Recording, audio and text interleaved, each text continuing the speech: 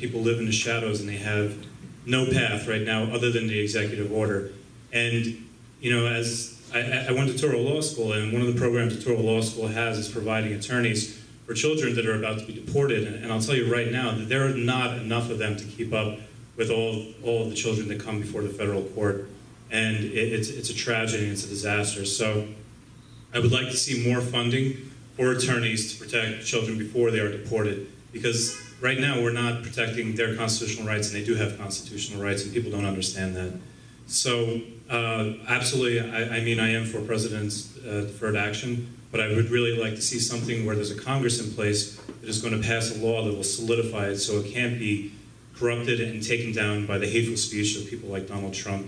And it seems like the Republicans are following lockstep with it.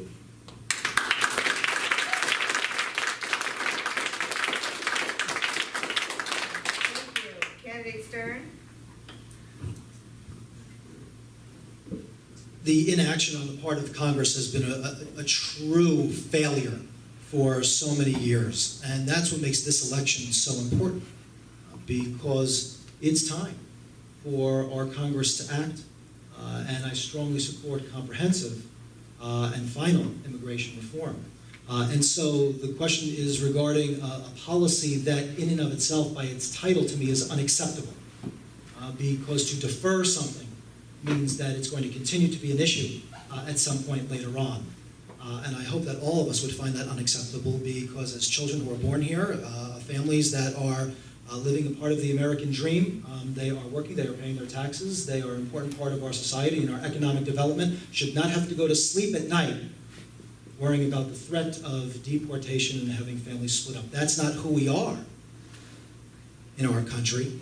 And that's why it's so important that we have a representative at the federal level who shares our values, who is going to stand up against the extremists in Congress who would rather shut down vital services and important programs that serve so many of us, particularly the most vulnerable in our community, and rather play politics than be part of the solution. And so I certainly support the policy, but certainly we need to go much further. Thank you. Candidate Kaplan? This is actually very personal for me. Coming here without my parents, living here for about a year and a half without them. I remember I did not feel comfortable using their telephone to call up and speak with my parents, standing in a street corner and calling them to find out what the status was and when they would arrive here. I think we are all Americans, and we're all immigrants. Maybe not first generation, maybe fifth generation. We are the fabric of this country, and I think we need to help all those who are here to come out of shadows, to work hard, pay their taxes, and have a path for them to become citizens. To think about wanting to split families apart. This country is all about families and what we can do to further our lives and also our children's lives. That's why people come here. And the rhetoric that we hear these days, it is so un-American. I can't believe that in 2016, we hear this group should not be allowed and that group should not be allowed and the immigrants who are here should be sent out. We're all privileged to live here, and this is a great country to be part of, and I think there is room for a lot of other people here too. Thank you. Thank you, Victoria, for your question. You have Jessica? Jessica? Okay, well, I will read the question. And we are starting this time with candidate Clark. And the question is, should you obtain a seat, would you also raise the minimum, sorry, right, should you become elected, will you also raise the minimum wage for child care workers? Oh, of course. I mean, the minimum wage has to be raised to at least $15 an hour. I would like to see something that would go beyond minimum wage. I think we have to also think about the fact that we don't have good jobs. And, well, there's two things about minimum wage. First, it disproportionately impacts women, so they're the ones that would benefit most from it. But So obviously we want it for that purposes, but we also want to look to creating great jobs. Minimum wage shouldn't be the goal. The goal should be great jobs for everyone. So my proposals when I get into Congress is to create an economic system that provides far above that. The minimum will not be what we aim for, but where the sky's the limit and we're not hampered by certain restrictions. So absolutely, I would support it.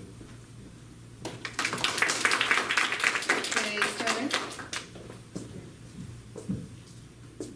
Well, I think it goes back to what I had said before, and when you leave a loved one, whether a child or a senior citizen or anybody in between, that a child care worker, just like a nurse, just like someone who cares for our most vulnerable in places that provide services to children or grandchildren with special needs, all the way up to our older neighbors. Minimum wage to me for those workers still doesn't make sense. It doesn't make sense from a value standpoint. It doesn't make sense from an economic standpoint. As I said before, when I would leave my children with their care provider during the day, I had the peace of mind knowing that they were in great hands. And that's what we need to value in our society.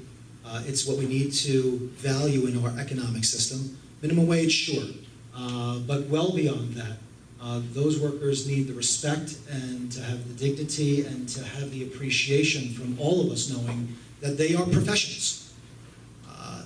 That's how I value it, and I think that we need, as a community and as a country, to respect and value those of our neighbors who provide such an invaluable service towards the development and the growth, the emotional well-being, the safety of our children and the most vulnerable in our community. So to answer the question, certainly I support minimum wage, but well beyond that.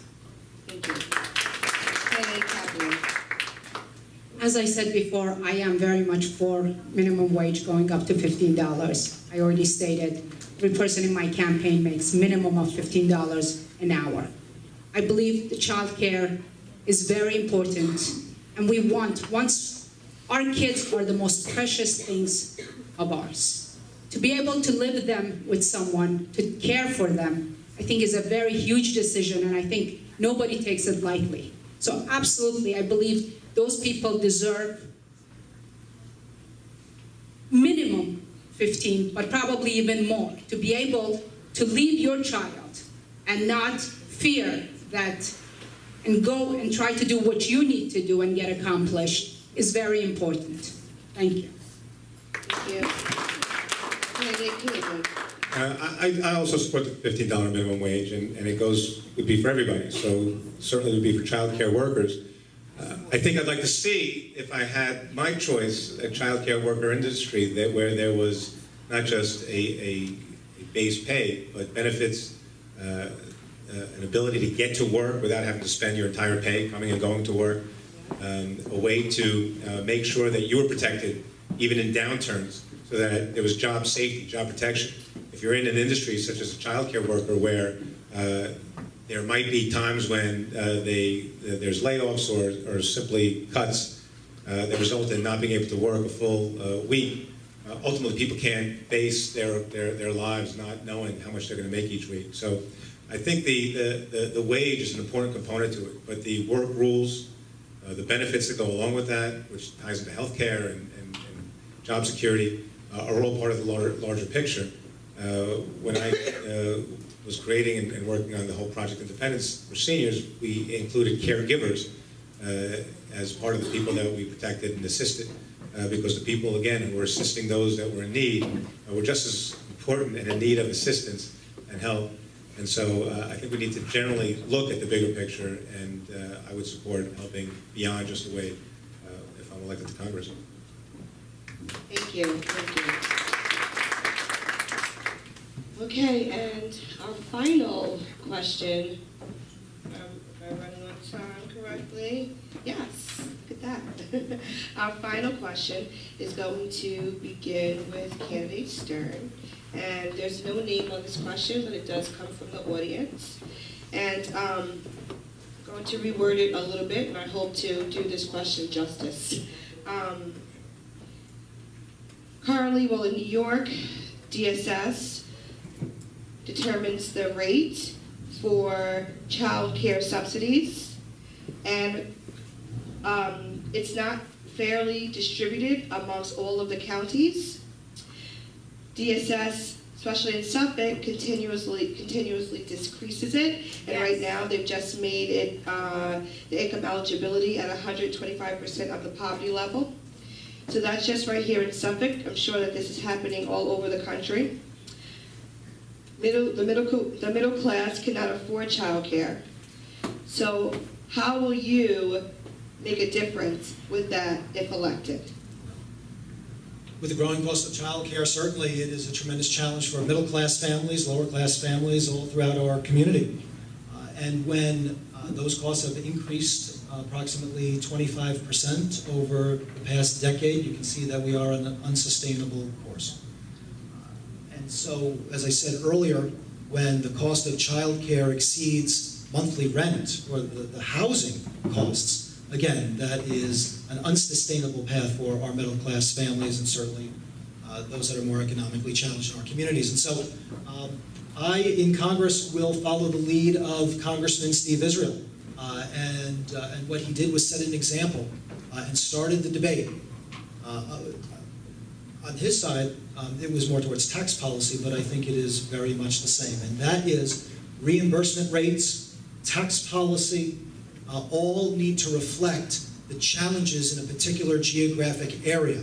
So it's not only based on an arbitrary number, but it has to take into account cost of living in a particular area, because what goes on in Huntington, New York is not necessarily the same as Huntington, West Virginia, and it's certainly not the same out in California. And so whether it's a reimbursement schedule on a county-wide, statewide level, or all across this country, we have to develop a policy that takes reality into account in the high cost of living here in our local communities. That's not what she asked. It's not the question. He's answering the question. Thank you, thank you.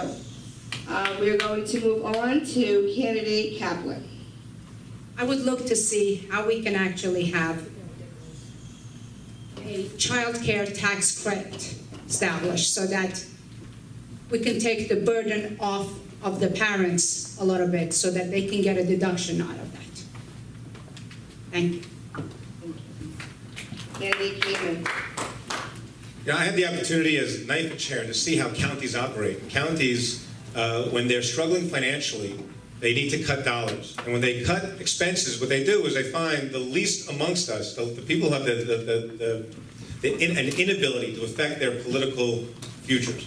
And so you'll see counties dipping into, in a sense, the pockets of those that are least able to afford it. So Nassau County, Suffolk County, counties everywhere, they get a lot of federal dollars. They get state dollars. And I think that what we need to do when we have federal dollars going to counties anywhere, we need in Congress to make sure that when counties are going through difficult financial times, they cannot use those financial difficulties as an excuse to cut dollars to those who need them most. And so I would not, or I certainly would not support the cuts that Suffolk County has made. I understand Suffolk County is under great financial stress. But there's ways for the county to figure out how to get those resources that they need. And so I would be against them cutting the dollars that they've recently cut, I think very recently actually. And I understand they've done it before as well. And the way for a congressman to have an impact is to actually tie other federal dollars to how they cut costs when they try to cut things like for children. So I would do everything I can to prevent counties from using children and families who are in need of these finances as scapegoats. Thank you, thank you. Candidate Clark. So I think the problem that it's not going to be solved is by tax breaks with this issue, since it's from DSS and Department of Social Services, puts you outside of a certain bracket where your rebates would really affect your child care. So what you need is someone in Congress who is going to fight hard for issues with poverty and is going to make sure that the counties are living up to their requirements and not diverting the funds to other sources. You know, the fact that the county can't get its fiscal house in order shouldn't be taken out on the most needy of us. And, you know, one of the biggest things that you can do as a congressman is set an example. And, you know, you're not in a county legislature, you don't have the power to make them do exactly what you want, but you have to be that force to talk for the voice. You have to be a voice for the poor. And in Congress, that's what I would want to do. I'd want to make sure that the needy among us are not pushed to the side, but just for making the budget be congruent. So, and that's basically my solution. So I would push for the providing income to those who do not have it, and to increase the amount of subsidies to social services. Thank you, thank you. Okay, the next part of this forum, we will hear closing remarks from all 4 candidates. And, excuse me, each candidate has 90 seconds, I swear, it's 90, to present your closing remarks. You may stand up for this particular piece in your seats and address the audience. Again, same rules. We will display the timer, blue for when you have 15 seconds, red for a hard stop. And we will begin with candidate Kaplan.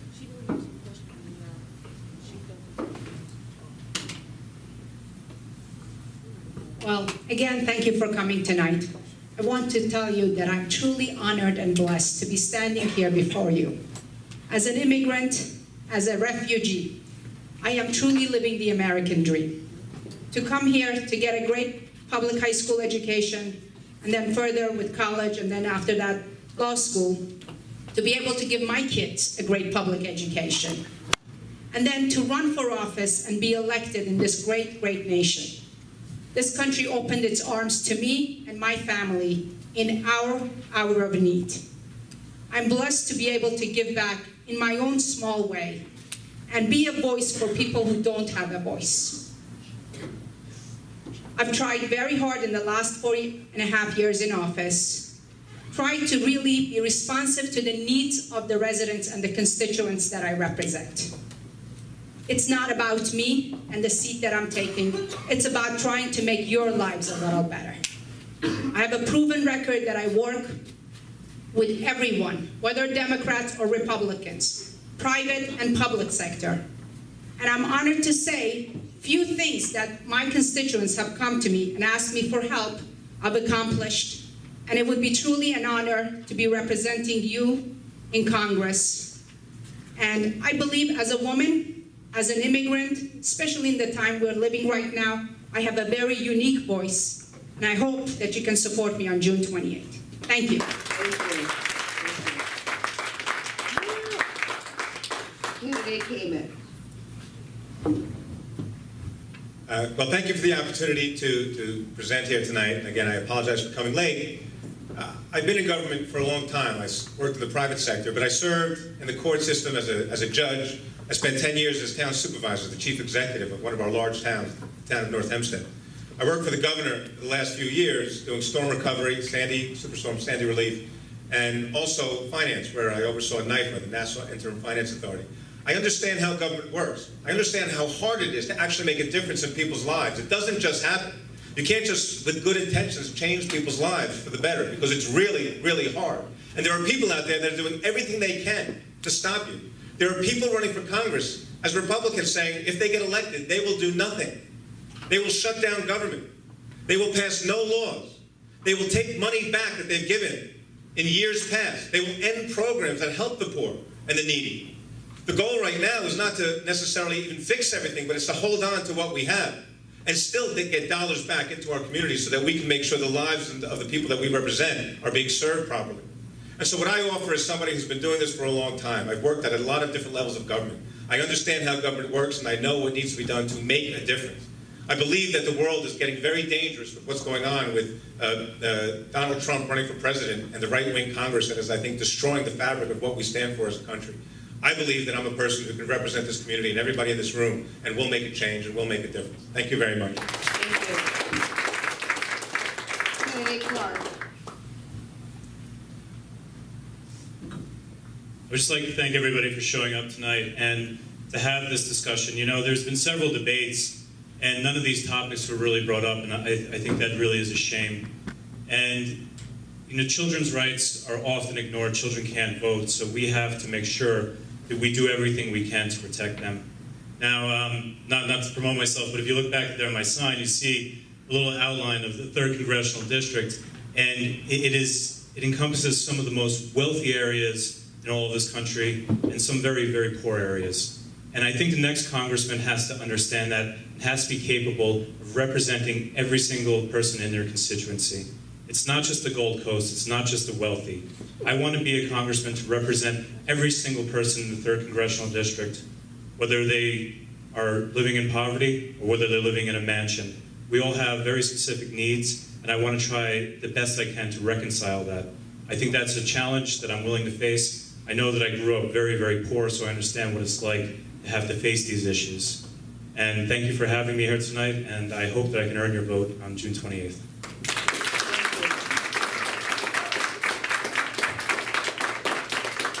Candidate Stern? Thank you. We've been watching the timekeeper all night with the paddle. It says I'm voting for kids. And with a Congressman Stern, you can always count on a Congressman Stern always voting for our kids. I've received the endorsement and support of Congressman Israel to succeed him in Congress because he knows that not only do I share his values, our values, particularly when it comes to protecting the most vulnerable in our community, but he also knows that I am the candidate that has the best chance of winning on June 28th and then ultimately in the general election in the fall. But I can talk about all of that, but I would much prefer to let someone else do my speaking for me. I was recently named Man of the Year by the Times of Huntington, which said that they were honoring legislator Steve Stern as Man of the Year for promoting a culture of responsibility and responsiveness and pioneering legislation that will improve and protect the lives of vulnerable veterans and their families, our seniors, and our children. Where most government officials have distant relationships with the community, Stern is different. He's great, his entire staff is very responsive.